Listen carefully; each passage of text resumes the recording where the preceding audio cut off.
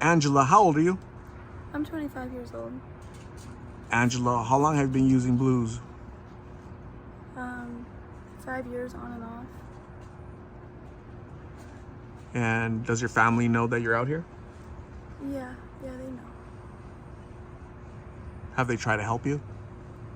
They've offered help. My dad offered to have me come live with him in Georgia, but then he committed suicide after he purchased the plane ticket. So other than that, I don't have anybody else to go live with. Do you have children? I do. I have a son. He's 6 years old. Where's your son at? He's here in Phoenix now. He used to live here in Phoenix with me and my son's dad and my son's dad's mom. But then they got tired of seeing me deal with alcoholism and a cocaine addiction and basically destroying my life. And my son's dad's mom, so my son's grandma, was getting a divorce, so she wanted to move. So they up and moved to Utah, and they took my son with them, which was devastating. I didn't see him for a long time. Still haven't seen him. It's going on 3.5 years. But they're here in Phoenix again, so hopefully I'm gonna go to rehab and hopefully see him soon. Do you think there'll be a day where you're sober, you're clean, and you're back in your child's life? Absolutely. Yeah, I still have that motivation. I haven't lost myself completely. You haven't hit rock bottom? No. Everybody has like a different rock bottom. You know, like my rock bottom would be sleeping out here in the streets. Yeah, it sucks. It really sucks. It's cold. It was raining a few days ago. Yeah, it was very cold. I have a lot of positivity. I seem like a very negative person because I complain a lot, bitch. Oops. I complain a lot, but I speak with God, and I am Christian, so I know that I'll be okay in the end. I know that my son's okay and healthy and happy and taken care of, and that gives me a light at the end of the tunnel. I just need to take myself out of this situation and get a bus pass and just go. I have to fix my insurance first, but I've gone to detox before. The next time that I go, it's gonna be the last time. What's the longest you've ever been sober for? 9 months. So after those 9 months, something triggered you to go back? Yeah, I found out that my son's dad was taking my son to another state, and that really broke me. Because I wasn't gonna have a home, and I wasn't gonna have the money to be able to go visit him. I totaled my car in a DUI. Like I said, I was a really bad alcoholic. I was really depressed, very suicidal. And I knew that I didn't have the funds to go there and physically see him. So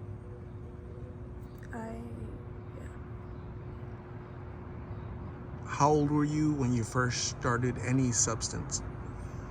The first substance that I ever started or ever took was marijuana. And my dad actually smoked me out for the first time, which I think was a very poor decision on his part. But yeah, I was 12, and then it wasn't enough after a while, so I think that was my gateway drug. Lots of people say marijuana is a gateway, and other people say no, it's not a gateway. I think it depends on the person. Okay.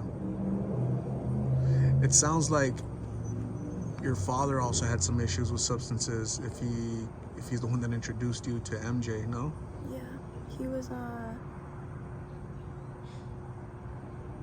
And I hate talking about the people that I love this way, and especially the dad this way, but he had mental disorders that he didn't believe he had, but I saw it every single day.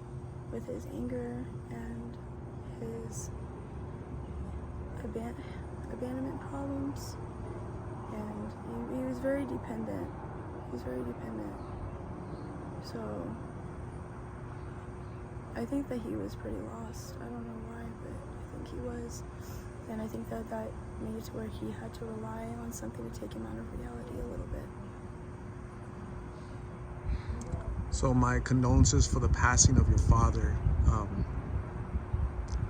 I think there's better ways to deal with our issues, right? And you've had those thoughts as well, those awful thoughts, and you know that that's not... It's very selfish. It broke me because he was my best friend.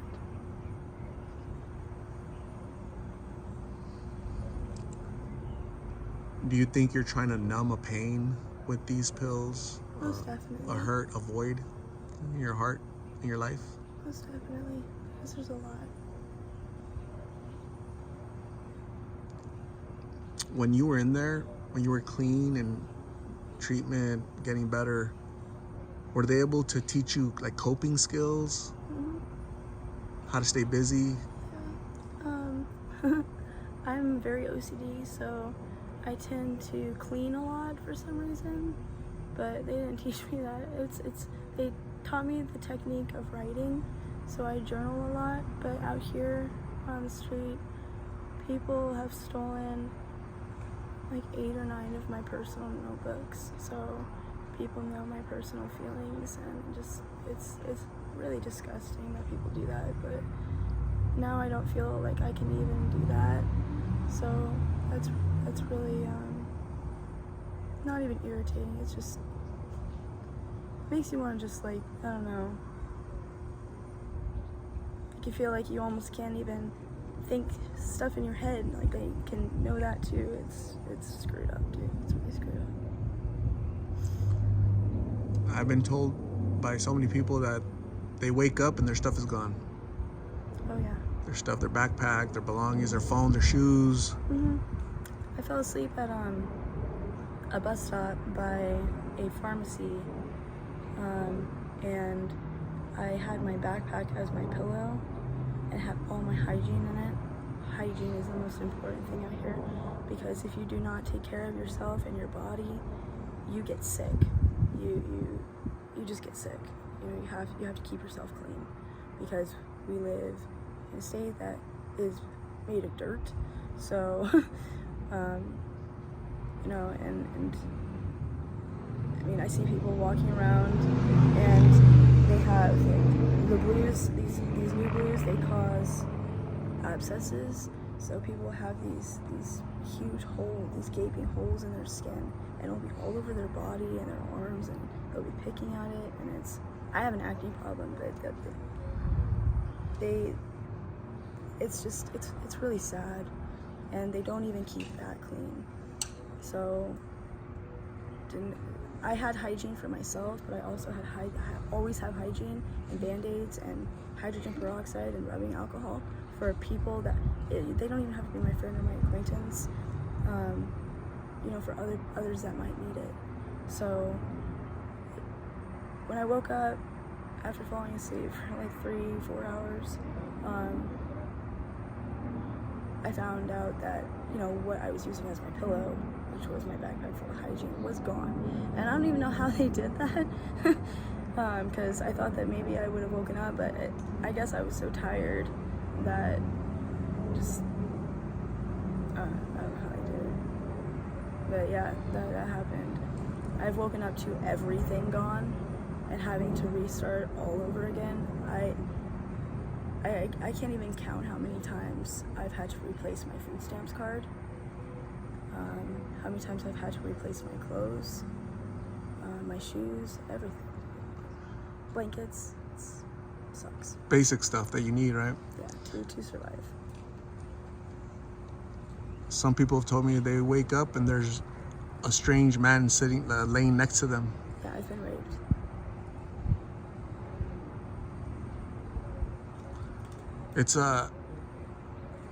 It's very sad out here that all that stuff happens. You know, that's like, It's evil. it is. You can feel it. The second the sun goes down, I feel instantly paranoid, instantly just panicked. I have panic attacks all night long. I freak out all night long. But you can only stay at one spot for so long that has light, like a QT or a Circle K. And, you know, before they kick you off for loitering, so you have to go back to, you know, a spot and just try to go to sleep and try to, you know, not let that fear overcome you. And it happens. I'm going to say thank you very much for talking to me. I really appreciate you sharing your story. The whole purpose of this channel is prevention through awareness, but you having the courage to share your story. A little girl at home that's lost and confused and being introduced to substances is going to say no, because you started at a young age, and she's going to say, you know what, I want to have control of my life. I want to do bigger and better things when I'm 25. So I applaud you for your courage. You should be proud of yourself that this story is going to change at least one person out there. Okay, so before I leave, I'm going to hand you a donated blessing bag from one of my subscribers. Her name is Leslie from Montana. Can you check? Yeah, can you check in there to see if those are items you could use?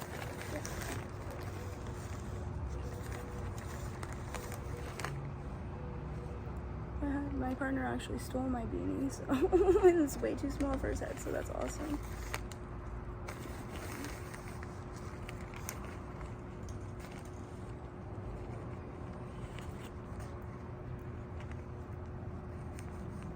It gets really cold out here too, so you wouldn't think that Arizona is that cold, but I think my papa always told me growing up that the desert is one of the coldest places that you can be at night because it's so still. And yeah, it's true. It gets really, really cold here. Really cold. Creepy cold too. Socks can always be used. Food can always be used too. So there's a snacks, toiletries. These are my favorite, actually. There you go. Hand wipes, a sweater, and a beanie. Thank you very much. Stay safe. God bless, okay?